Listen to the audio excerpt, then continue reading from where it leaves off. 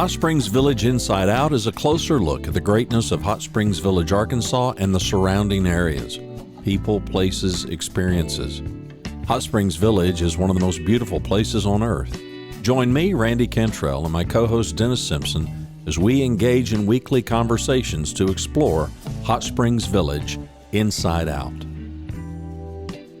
Today's show is brought to you by Central Arkansas's favorite radio station, KVRE. Find them on the dial at 92.9 FM. Stream them live at kvre.com.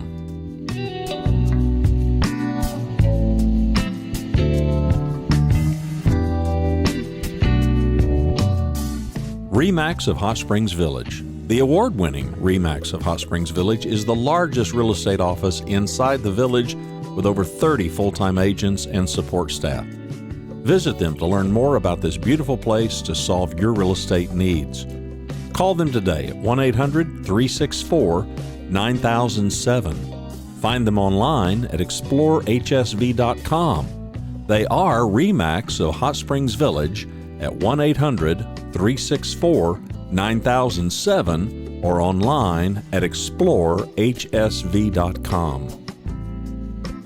Ike Eisenhower State Farm. Ike and his award-winning team have been serving the insurance needs of folks all around Hot Springs Village since 1998. Ike has qualified for State Farm's President's Club, Chairman's Circle, and Hot Springs Village Insurance Agent of the Year. Call Ike Eisenhower State Farm today at 501-984-4100. That's 501-984-4100. Find them online at ikeeisenhower.net. Call them today for all your insurance needs because, like a good neighbor, Ike Eisenhower State Farm is there. Brother Todd Noles, hang on, let me get my headset on. Hey, Scrappers, what's up, bud? Hey, stranger, how you doing? Doing good, partner. How about you? Man, I tell you what, I'm doing good. Been busy. I tell you what, let's see, there's Ips beetles going on. Is that what I'm hearing? There's Ips beetles. There's a hunt going on. We got spillways failing. We're getting ready for dredging. It just, we're trying to finish up our mowing. So, well, tell me about spillways failing. What's going on there? Well, we just rehabbed the Bonita spillway over there because the concrete had all come off and was crumbled up, and all that was left was old rusted rebar. Really? Yeah, it's something that the concrete, the engineers came out and looked at it from Garver. It's I can't remember what it's called, but it's something that the concrete gets that it goes to failing after many years, of course. Well, it's been 20 years, hasn't it? Yeah, and it's just crumbling up, and I was afraid we was going to lose the spillway wall. Wow. So yeah, we just poured that. Matter of fact, we just poured it Monday.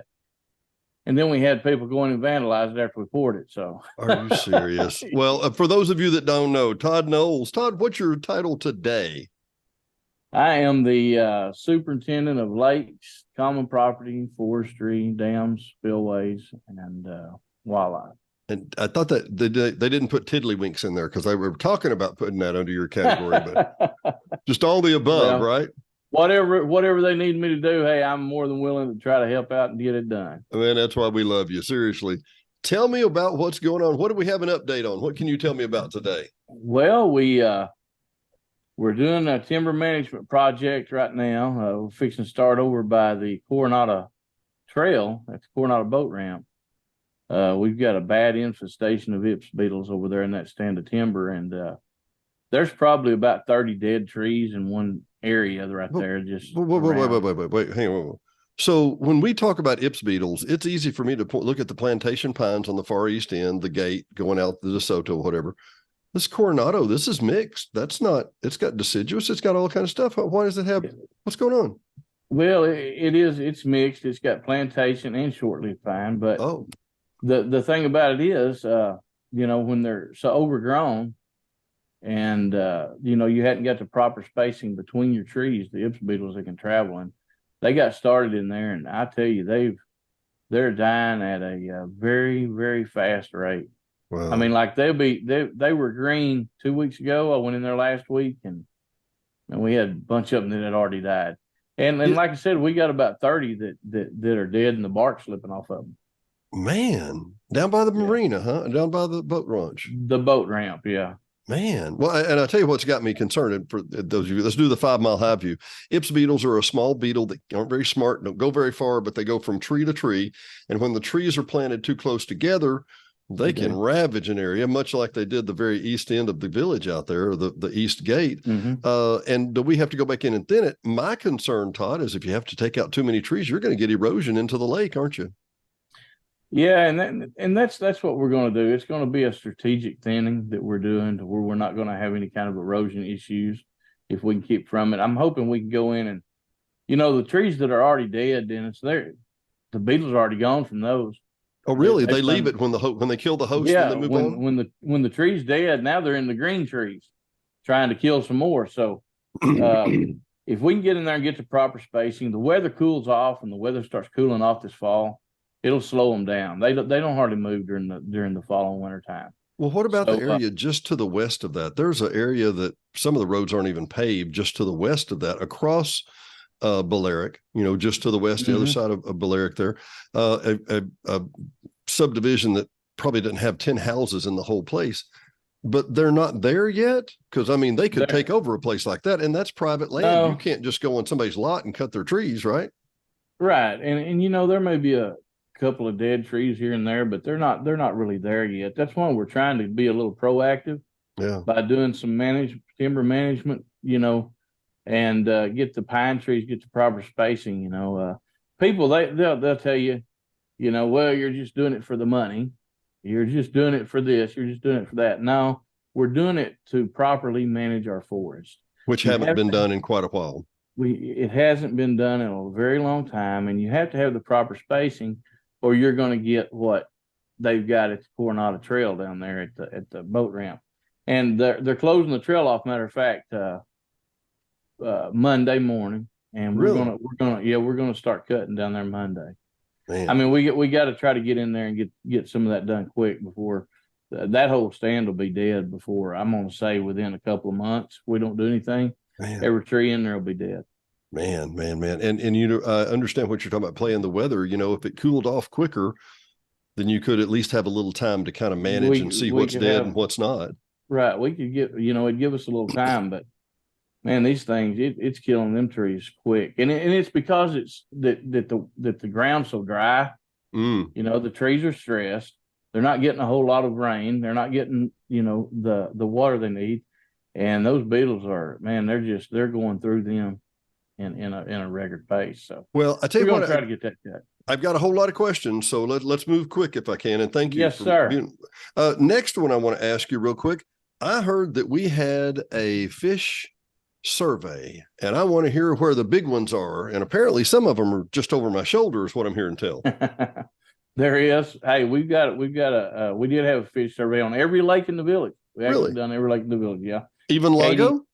Well, no, not Lago, but every other lake, every lake that you're allowed to fish in. Oh, well, you said allowed. Oh, allowed. Yeah, okay. Yeah. So Katie and her crew, Samuel and Dakota, they done a very good job. They got, they went out, they done a fish survey, and so we actually have we've got a pretty good crop of fish. Does it look healthy across? I'm sorry. Does it look healthy across the board? It does. And some lakes are a little overpopulated. Take Maria. Maria, for instance. Yeah, Maria's overpopulated with bass. With bass? With bass. The bass are overpopulated, and they haven't got enough stuff to eat. They haven't got enough bait fish.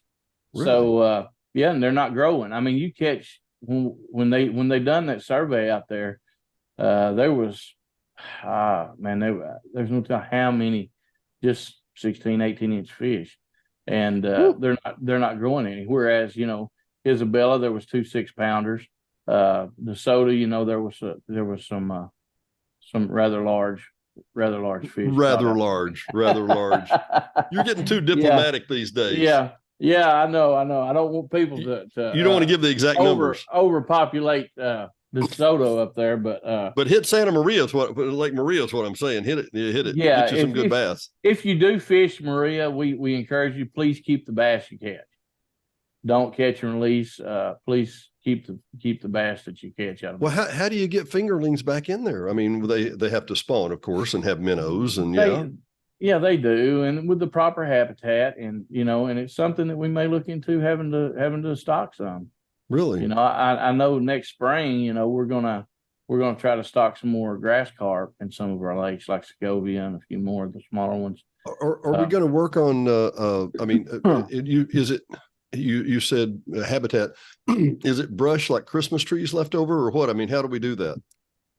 Yeah, Christmas trees, just anything, I mean, cinder blocks or whatever, right? Yeah, that's your main habitat that we encourage in the lakes is your cedar trees, natural habitat. Mm-hmm. And it's not that really that they don't have the habitat. The habitat's in there. It's just there's so many bass, there's just not enough bait fish to go around. I mean, isn't that odd? As soon as they hatch out and they go to swimming around, I mean, it's just a feeding frenzy. So gone, huh? Gone, yeah. Gone. Oh, so how are apparently I read something. I can't drive across the dam anymore, Todd. What is up with this, huh? You can't actually. You haven't really been able to an earthen dam. Yeah, I know. Yeah. And it costs the POA money. People drive on them, especially after rain. They cause potholes. They cause tracks in it. Then the state they come out to inspect our dams, and they find that as a regulation that you're violating. And so we then have to go back in and buy the gravel and send the manpower out there to grade it down, to roll it, and spend a couple of days, even sometimes a week, doing our dam press. And so, yeah, the police are actually going to start writing tickets. If you see a sign that says authorized vehicles only, please make sure it's an authorized vehicle only going in there. Now, that's not saying you can't walk it. People walk their dogs on them all the time. And I'm going to try to send my bush hogs in on some of them and keep them mowed down the top of them to where, people can walk their dogs and enjoy it. Well, dams are just such a funny animal. You talk about, I mean, in my mind, and I know Jeff Adkins, who had, years ago mowed some of these dams under a contract. And I remember, there's all this brush on the backside of the dam. And I'm thinking, well, that's great, right? It stabilizes the soil, right? Wrong, right? Yeah, you don't want any kind of woody vegetation on the backside. So this year, actually, what I done is I had a company come in. It's called IVM, International Vegetation Management. And they came in and they sprayed chemicals to what we need, such as the backside of the dam. You want a grassy growth. You don't want any of your broadleaves growing. So they sprayed a broadleaf killer that doesn't hurt the grass. So that allows it to kill your broadleaf down into the root system, and then your grass then will flourish. And then we had to spray, of course, the front side of all of our dams. Yeah. And we done all that with a drone. Yeah, you had mentioned you were going to try that. I didn't know what had happened. And man, that worked out great. We got every one of our dams sprayed within a couple of days. We had to walk the dam and spray it. People say, we actually publicized that we were spraying the front side of the dams with a drone. And people actually started complaining that we were spraying chemicals on the front side. What they didn't realize is we'd been doing this for 20 years, but we had to do it. We never used a drone to do it either. We never used the drone. So they've always been sprayed because we had to. So the drone worked out real well. You walk them dams, that's a lot of time and a lot of great way to twist an ankle. Great way to twist an ankle. Yeah, and what you'd have to do is actually, most of your dams, we would have to spray from the crest down about halfway. Yeah. Then you'd have to go back a week later and get in a boat and come in and spray from the water side up the dam to meet that halfway point that you reach from the crest, and then spray that all the way down. So, it was a pretty big operation that we had, and it was very time consuming. And so this actually saved us a lot of money and met our objective, what we were trying to do. And it worked out real good for us. Well, two things. Number one, I want to go back to the woody vegetation. The problem, as I understand it, and I'm certainly not an expert in this area, but when you have woody vegetation, you do let larger trees grow. Something that has a root ball, that tree gets wet, saturates the soil, pulls loose, and pulls a big chunk out of the back of your dam. You now have a problem, right? Very big problem. Yes, very big problem. And actually, when I took these over, Dennis, 7 years ago, there was trees on the backside of the dams that we couldn't cut with a bush hog. Really? We had to literally go in and remove them with chainsaws. They were so big. And that means the root ball had already been established by that time. Right. So, I mean, we've actually started maintaining our dams the way they should be maintained now. And, and Kelly and Ken has allowed me to actually, some of our drawdown pipes, we're going to try to Isabella Lake Dam drawdown pipe. There's a company called Spiral Line X, and they came out and they done a demo for us on one of our culverts. And what they do is it's a hard plastic that comes in 4-inch strips that locks together and spins, and they can line the inside of a culvert, and they can actually line the inside of our drawdown pipes for a long ways. Now, this is a 180-foot drawdown pipe that they're going to be able to line for us. And the reason I say that is we've got to do something with our drawdown pipes, because, Dennis, when they built these dams, the drawdown pipes was put in with corrugated metal pipes. Corrugated metal pipe. And let's see, corrugated metal pipe's going to last about 10 to 15 years if it's not exposed to water all the time. Oh, let's see, it's at the bottom of a dam, so it's exposed to water all the time. Exactly. So we're going to try to get these lined, and that's what I'm saying. I'm blessed to have Kelly and Ken behind me to kind of get our dams, up to where we don't have to worry about. We don't have to worry about them failing, and they're going to be the way that they should be. Well, it's funny you should say that. I'm sorry. It's funny you should say that, Todd, because I'm doing the Wayback Machine in my head, and I'm thinking things that were 4 or 5 years ago. Let's see. We drew down the lake. Every one of the lakes were on rotation to be drawn down, to spend expensive money moving mud around that we didn't really get a lot out of, and then putting it in bags and waiting for the bags to dry. And things have changed a lot. I'm both bragging on you, but at the same time, things have changed a lot just in the last 2 years, haven't they? They have. They've changed tremendously, and we've started putting, I guess you could call it, good money to use instead of just bad money, as opposed to that bad money we'd been using. Right. And I can tell you, I'll tell you how it is. If we have RFQ meetings every Wednesday with Kelly, if we want to spend a large amount of money over a certain amount, we have to have an RFQ meeting with Kelly. Is that where Dr. No comes in? That's what I heard. Dr. No. Well, I'm going to tell you something. You better have your T's crossed and your I's dotted when you go to an RFQ meeting, because you're fixing to be hit with some questions, and you better and it better be to the betterment of the village, and it better be good money spent. And hey, he's all about letting you do what needs to be done if it needs to be done. Yeah. And but yeah, so that's one thing that's kind of changed. But we're actually using the material that we get out of our lakes now. Really? Give me an example where you're using it.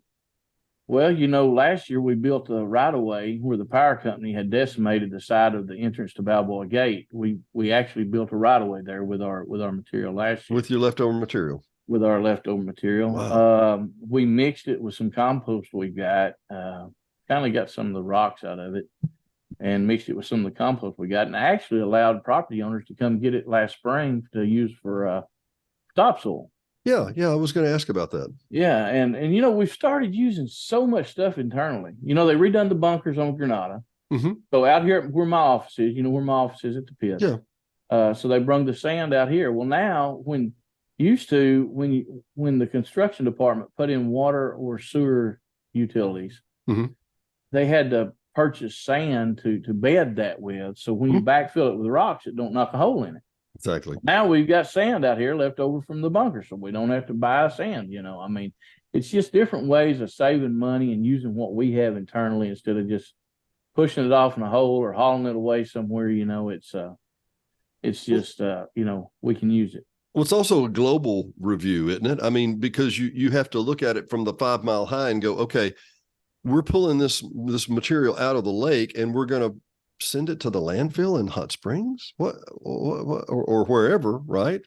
Well, actually, they were pushing it off in the hole out here at the pit, but yeah, that's changed, and we're putting it to use. I mean, we use some on the golf courses. Hey, they come out and got I think about 12, 14 dump truck loads that they've used out of it, and yeah, so it's worked out real good. We're repurposing a lot of things. Well, you've made a tremendous difference in the last few years, really. Well, I appreciate that. I've heard that. Actually, I've not tooting my own horn or my administration's horn, but I have to see property owners quite regularly looking at their houses and stuff, and I tell you, I've been here for 27 years now, I believe, and the property owners, the feedback I get from them is just it's amazing. How much they're so happy and they see the change and they love the way things are going. And me personally, as an employee, I see the morale of the staff is increasing. So I mean, it's all changing for the better. Well, people want to succeed. They do. They do. Even the laziest guy in the crowd goes, well, I want it to work well. I want it to go okay. Yeah. Uh-huh. But when it's easy for morale to improve when we're all on the same team, all go in the same direction. Somebody has a great idea. Well, what are y'all going to do with that sand? We're going to pull out of the bunkers. Well, no. Let's not let that get away, right? Let's come back to one of my favorite topics, and I'll have to let you go. I know you got a schedule, and so do I here real quick, but thinning timber. Okay. We started with that and we started doing it for IPS, but okay, let's call it as it is. Thinning timber, because you have IPS, is a lot like trying to get a vaccine after you got the flu, right? It is. You've got to, it's best to be proactive with this. And we're trying to be in lots of our areas, and we've successfully, been in a few areas down toward the east end. This is probably, to be honest with you, Dennis, since I've been here and been kind of regulating this is probably the farthest west that I've seen this bad of an infestation. Really? I mean, yeah, it's a very, very bad infestation. Well, you and I would call this mid-village. This is not east. This is not west. It's kind of mid-village, and the trees there, as we talked about a million times, there's deciduous, there's hickories, there's trees, there's some cedars, there's a lot of pine there, but it's a mix of things. I can see on the east end, in my opinion, when it's all plantation pine and it's packed way too tight together, you're waiting for something like this. You're kind of asking for it. I wouldn't have thought it in the middle to save my soul. That's why when you said, I'm like, really? By the helipad, basically by the boat launch, really? Yeah, it's it's actually over off of Murillo. Where the boat ramp is there. Duh. I'm sorry. Yeah, in the middle center. Oh, yeah. Okay. Yeah, and but it like I said, right now there's probably 30 that the bark's slipping off, just tightly. I mean, like when I say 30, I'm not talking about 30 scattered throughout the stand. I'm talking about 30 right together. Man, and it just keeps spreading, and that's why I want to try to get in there real quick, like, and try to get something done about that to keep. I've got a lot over on Sergio, over on Ponce Golf Course. Beautiful area. We were cleaning up some of the stuff there, and I had my guys out, and we had a tree maybe I could have reached around, might have taken both of us, big tree. And down at the bottom, there was this little white powder all the way around it, little bitty holes and little bitty white powder. Yeah. And as I looked up, the bark was loose on it. And one of the guys said, I hope we can save that. And I was like, no, we couldn't have saved that tree 6 months ago. When you see that little powder on the ground and the bark is already loose, it's gone, right? It's gone. And the thing about it is, when it's quiet outside, the funny thing about it is when it's real quiet, you can hear them. You can what? Really? You can hear them chomping. Is it like a? Yeah. You can actually hear them. I mean, do they get in? They get in the bark and then they go to the heart. What do they do? they get in the bark, they tunnel their way into the heart of it. And the thing about it is, Dennis, I can actually, which I'm going to off this stand over here, I'm selling some of the beetle infested timber. You had said some of it can be really beautiful because it's got these stripes in it. I brung some in and showed some of the guys. It was a one by that had been planed, and it was out of some of our beetle infested pine. And it is absolutely beautiful because it's got different colors in it. The pine does. It's got blue, red. But anyhow, so we're going to sell some of that. Well, I hope so. Instead of just being a total loss. But the thing about it is that I really hope people understand is when we come into your area and we're cutting pine trees and we're thinning pine trees, we're not coming in destroying the forest. We're not coming in destroying the woods. If you talk to the Arkansas Department of Agriculture, they'll tell you whenever you look into a forestry plan, you're not looking at it for next year. You're looking at it for 5 years down the road. And that's how you got to view something. So when we're coming in, we're cutting these trees. We're not coming in to destroy your forest. We're not coming in to destroy the village. We're coming in to prepare that forest and to manage it to where if, beetles was to hit a tree or two, then we're going to have the proper spacing. They're not going to spread through a whole area like they have down here off Murillo.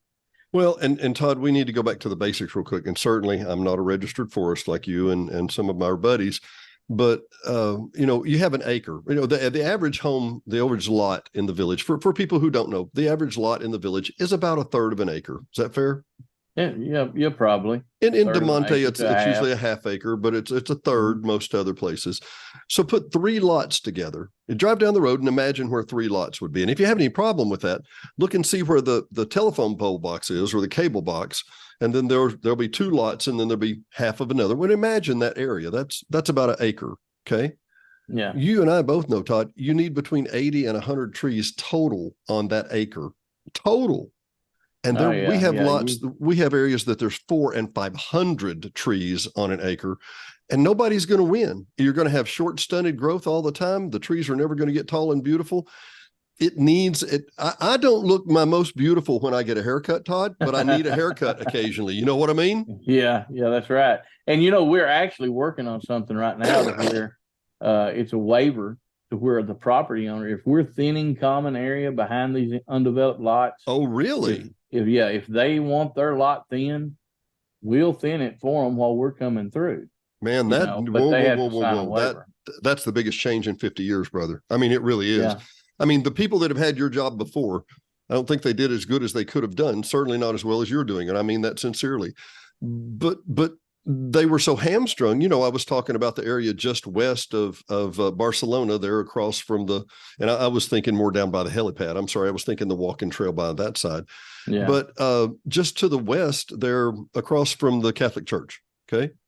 Mm-hmm. That area has a lot of green space, some green space, 15, 20%, but the vast majority of that are privately owned lots that you can't do anything about. They've got an infestation running rampant. How are you going to go on their private property and cut their trees, right, Todd? Yeah, that's right. Without these waivers that we're working on coming up with for these people to sign.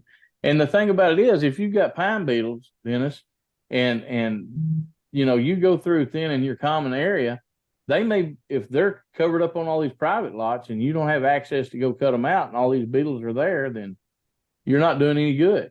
Basically, so if these people will sign these waivers and allow us to go in and thin their lots too, then we can eventually have this kind of the way that we need it to be done. Well, and let's look at the bigger picture just for a minute. If you'll sign a waiver, if we can cut the at-risk trees off of your lot, when you do get ready to build on that lot, you're going to have the big, beautiful, healthy trees that you want, and you can keep some of them, as opposed to and it's just my beef, and I'm going to call you out, East End, as opposed to bulldozing it flat, and putting a sediment fence around it, and then trying to put trees back in it.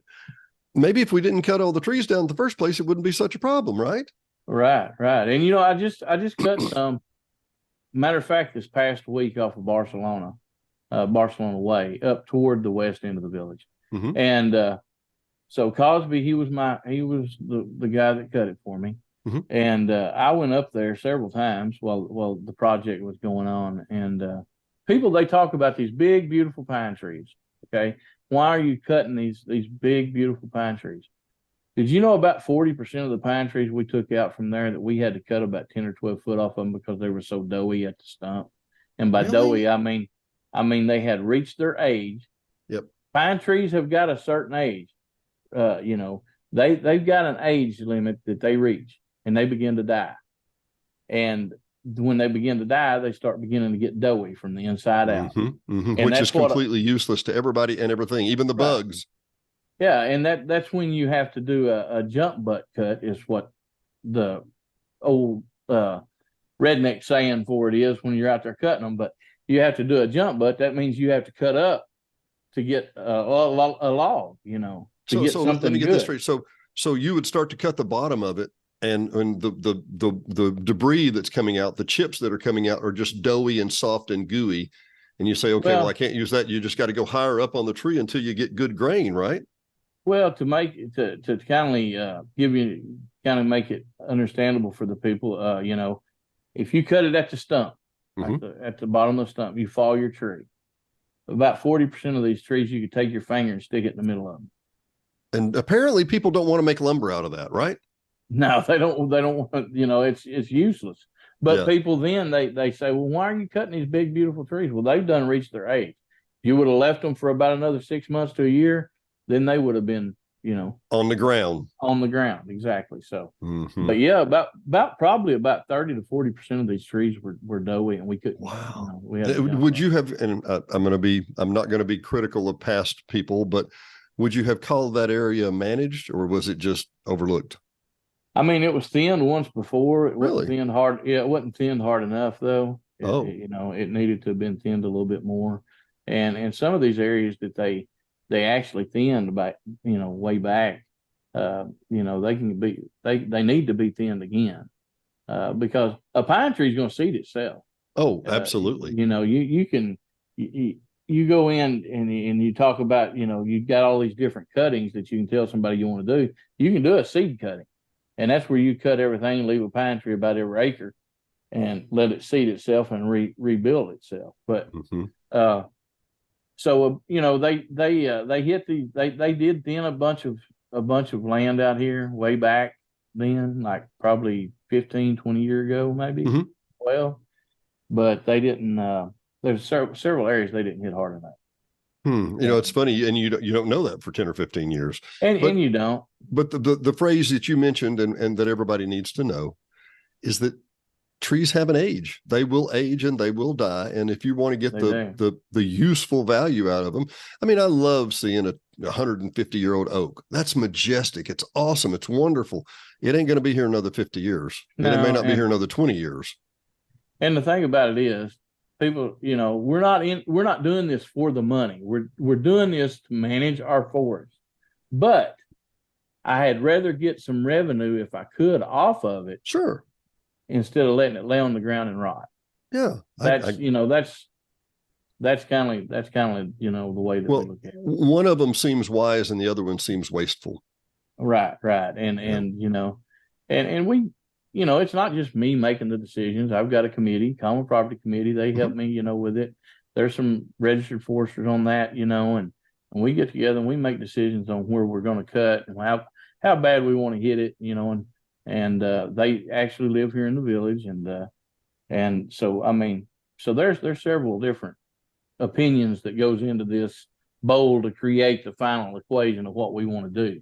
As a guy who owns a lot of trees, those three guys you're talking about and that timber committee, yeah, I would trust them with anything I own because it's simply, you know, Bart, for example, he has more experience than you and I could ever. I mean, we're never going to live to be as old as Bart is, but that. I hope we do, Dennis. You know how old he is? I don't. No, I'm joking. I hope I live to be that old. I do too. No, and he's a super sweet, funny guy. I love him to death. Yeah. But no, that said, I love having him explain the forest to me too, because I understand it in a different way, and he puts the cookies on a very low shelf for me, well, you got to have needles so it can make food I get that, but it's just not something you think about every day. Something I'm going to leave our people with, and thank you for those who have stayed with us this long, and I appreciate it. I'm going to make a statement. You don't have to make a comment, but we'll just talk about it. Okay. The future of the village and the health and the future of the village will involve significant tree thinning. It will. And that's just, that's not, I'm not punitive. I'm not mad. I'm not angry. I'm not hoping. I'm not wishing. I wish we didn't have to. Todd, I remember when I started coming here 23 years ago, I would drive down DeSoto and think, well, this is just a really beautiful place. I leave the POA and I drive down to the bottom of Menorca. Is that the one right there at the roller coaster hill? Yeah. Look at the size of those trees on the side of the road, Todd. Those are monsters. They're 60 and 80-foot monsters. Oh, they are. I mean, they need to be trimmed or we're going to not have power one day, if you know what I mean.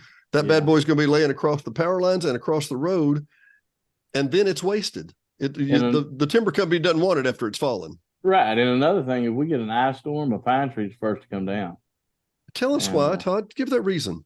Well, you got all the greenery up top, all the pine beetles, or I say pine beetles, I'm sorry. Pine needles. Needles. So that makes them top heavy? Up top. Yeah, and your ice sticks to it. Anytime you get an ice storm, you look at your pine trees and you see all the ice and the weight, and most of them are hanging over the road like this. Oh, yeah, and they're gorgeous. They are. But it causes the limbs to break off, fall on the road, tops break off, fall on the road, your bigger pine trees snap, fall on power lines. That's where a bunch of your outages come from. So, that's another thing about it too. Well, but hey, before I leave, Dennis, sure. if you drive to DeSoto, check out the wildflowers there on. I have noticed the wildflowers there. Did somebody hydro seed with some wildflowers there, Todd? No, but I seeded it 2 or 3 years ago, and I didn't think they took. But you know what? They're coming up, so I'm kind of proud of my wildflowers. I had to get that little tidbit in. I don't blame you. And I tell you what, if you can grow wildflowers in broken and shattered chert and red clay, God love you. Well, Energy cut their, I don't know if you've seen it or not, where they cut their power line out going up toward the west gate. And they needed to. It was going to be a problem. And I actually asked them if they'd cut the little bit. We've got a little land between their right of way and our right of way. Really? Yeah, and they usually leave a little strip. Well, I asked the guy from Energy if he didn't care to have them cut it all. Yeah. And he did. And it looks real good. So I seeded all that with wildflowers. So fingers crossed and a lot of prayers. Maybe we'll have some more here in a couple of years. So what do you think about where the power lines cross DeSoto right here on DeSoto Lake or DeSoto Road and back to the THA office, back down to the 4-way stop? Can they seed that, or is that just going to come back up natural real soon? I think we seeded all that. I seeded everything that they cut. Yeah. I want to see. That's going to be awesome. Every bit. And let me tell you a story real quick. 2 stories that I think are going to be pertinent, and you know the stories, but I want to repeat for our guest real quick. Diane and I live here on Lake DeSoto. It's about 775 feet elevation. Okay, and you think, well, okay, big woo. Well, they call that place down at Hot Springs. They call it the Valley of the Vapors for a reason. It's around 250 to 300 feet of elevation. Diane works down there every day. And I'm watching the weather and going, honey, you need to get home now. No, it's fine. There's nothing here in Hot Springs. You're not listening. Get in the car and come this way, honey. Oh, no, it won't be and at about 15 minutes through her 30-minute drive, she'll call and go, boy, I wish I'd left earlier. No kidding, Sherlock. No kidding, Sherlock. Yeah. We have completely different thermoclines than Hot Springs does. Okay. Well, that's not that much to expect. I mean, 775 feet versus maybe 350 feet. That's not that big a deal. Let me tell you the smaller story. We live right here on Lake DeSoto, 775 feet. Been 3 years ago. Had a foggy, cool morning.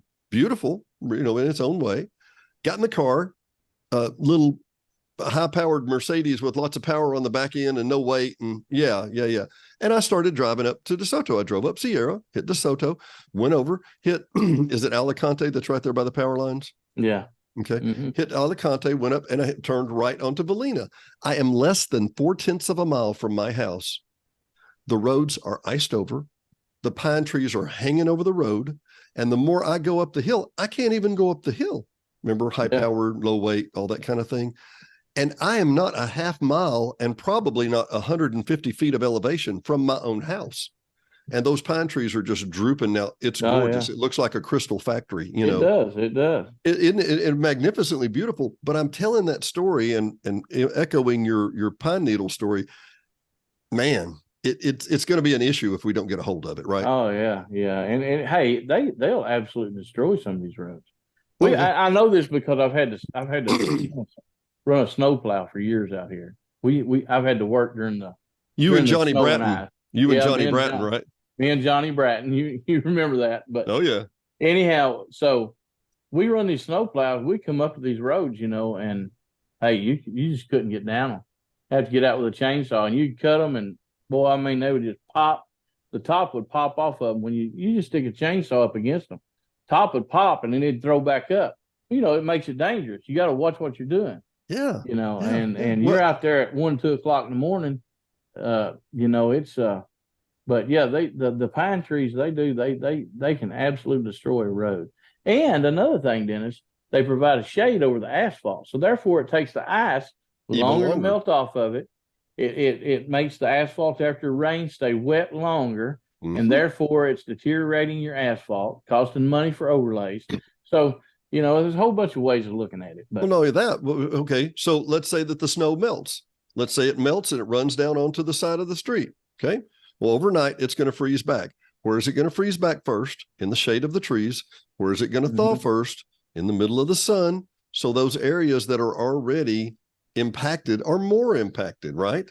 Right. They are. I'm going to echo with my final comment. I'm going to echo back to one of my other shows when you said you were there with 1 and 2 o'clock in the morning with a chainsaw and a snowplow. What was the name of that show I did? You couldn't pay me to do that. I've spent many nights out here. Todd, man, I hope you make a good living because I got news for you. We appreciate you, and I know it's not all what you do for the money. I promise. Hey, Dennis, I appreciate you and all you do for the village, and just you do a great job. And it's an honor to be on here with you. Oh, it's a pleasure to have you, Todd. We'll have you again soon. For Hot Springs Village Inside Out, I'm Dennis Simpson. He is Todd Noles. We'll talk to you next time.